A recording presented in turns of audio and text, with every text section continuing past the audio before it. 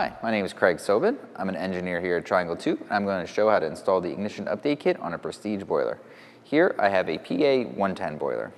What I'm going to do is install the ignition bracket right here on the blower bracket, change out the igniter, change out the combustion gasket, and I'm going to switch out the control board. So the first step is remove the old blower nut.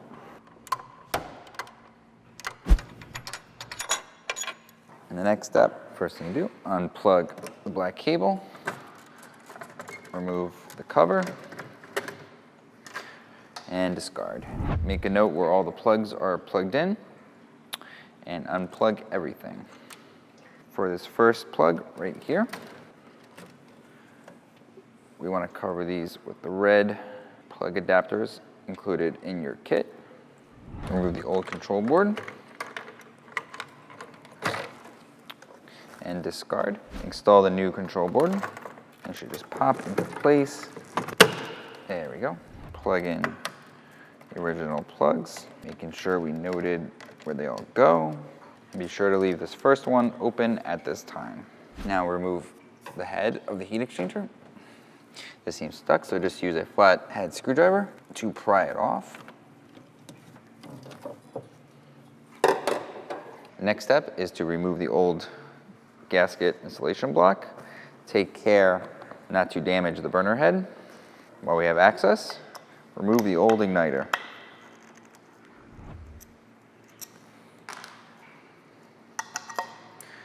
Take the flathead screwdriver and remove the old gasket, scraping off as much as possible. We're going to take the new igniter and the new igniter gasket, install them onto the heat exchanger head, as so. Alternate going back and forth between both screws. Don't just tighten one screw all the way tight. Now that we have the igniter securely in place, we're going to install the new combustion chamber gasket.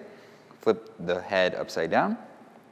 Just drop this in carefully, ensuring that the igniter fits into the cutout in the gasket and that the bolt holes line up in both of these. Next, we're going to install it into the heat exchanger. The head and the gasket should fit snugly, nice and easily onto the heat exchanger studs. Next, by hand, install all of the nuts back onto the boiler. And then once all 5 nuts are hand tight, grab a torque wrench and torque all 5 nuts in a diamond pattern. Now that all 5 nuts are installed, we're going to put the blower back on the alignment stud.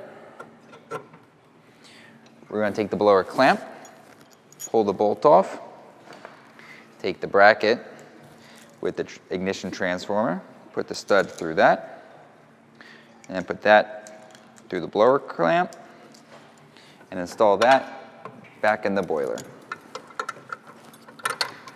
Again, start off by going hand tight as far as you can. Once your blower nut is hand tight, grab your torque wrench. I have mine set to 70 inch-pounds and torque the bolt tight. Right, now that the ignition transformer bracket is secure, take the igniter cable, pop it onto the igniter until you feel a snug click, ensuring that the black cable is not wrapped around and touching the top of the heat exchanger. Now we're going to plug in the new ignition transformer. First, the black and white cable onto the terminal we left open previously, and the purple spade connector right here in the top corner. Next, we're going to take the green grounding clip, hook that up right in the bottom. Next, we're going to take the brown cable, go through the new gray control board cover, wire it through as so, and plug it into the spade connector right here at the bottom. Now with the brown cable firmly installed, we're going to reattach the gray cover